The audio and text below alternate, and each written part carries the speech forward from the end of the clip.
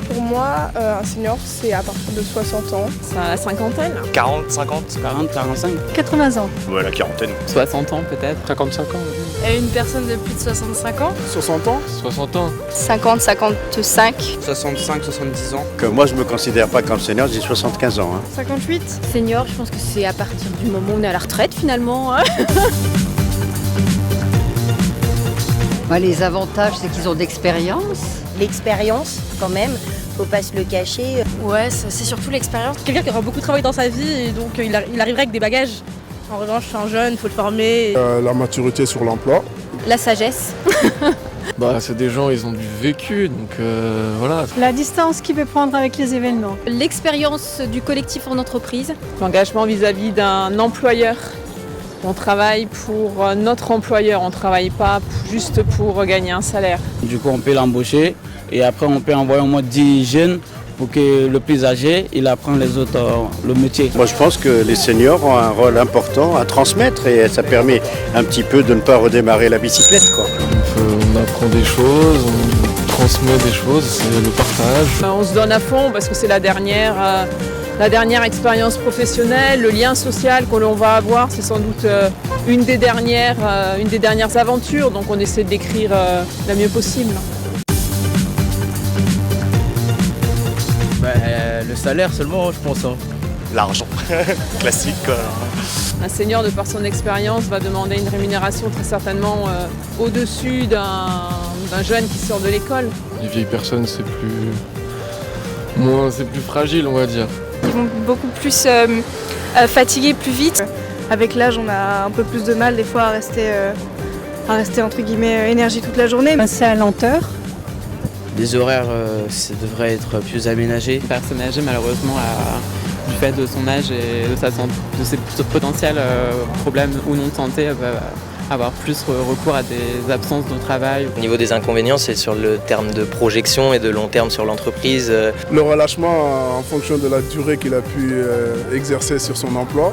Je l'ai constaté quand les gens sont vraiment très proches, genre dans les 2 dernières années, il y a une baisse de motivation. Il y en a certains qui se méfient un petit peu de leur place. C'est un statut, c'est ce qui fait, c'est un combat, c'est un combat. L'alternance. Et ouais. De les faire travailler en équipe, de les faire travailler en binôme. On gagne à ce qui est justement un apprentissage et dans les deux sens. Je pense qu'il faut juste les préparer à cette collaboration. J'ai un peu de mal, personnellement.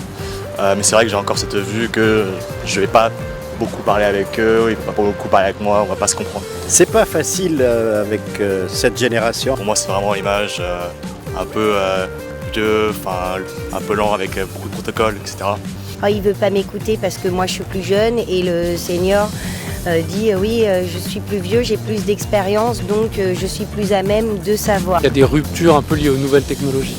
Là, on voit quand même des espèces de fossés se creuser entre des générations plus jeunes et des générations plus âgées. C'est juste que ça va être difficile, faut que les deux soient ouverts à ça. Ce qui compte, c'est qu'on se parle, qu'on s'explique. S'ils arrivent à se comprendre, ne pas mettre en place disant oui, moi je suis là depuis longtemps, toi t'es jeune. S'il n'y a pas cette barrière et qu'ils arrivent à s'entendre et que le plus jeune essaie de monter un peu à leur âge et que le plus vieux descend un peu, ils vont bien s'entendre.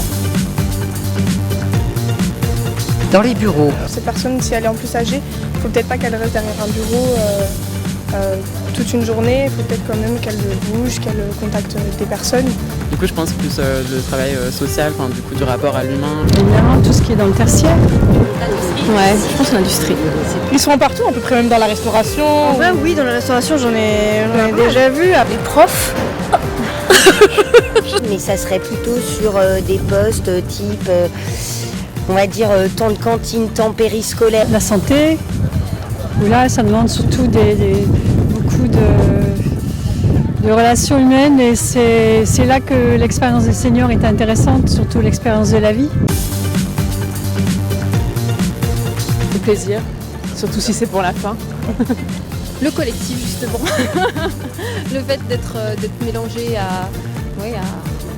à d'autres personnalités. Lui accorder de l'importance des projets pour qu'il voit d'autres choses aussi, puis qu'il puisse évoluer lui aussi. Les rencontres, montrer ce qu'il sait faire, apprendre des choses, je pense que les faire participer au recrutement au sein de l'entreprise, c'est une vision plutôt, ça peut être pas mal ça, pour les motiver en tout cas. Ils sont à la retraite, du coup ça peut occuper les journées si c'est un travail qui procure, si c'est pour le loisir qui est pas trop compliqué. Le fait est qu'au moins il reste comment on dit, professionnel, enfin il reste dans le milieu du social, etc.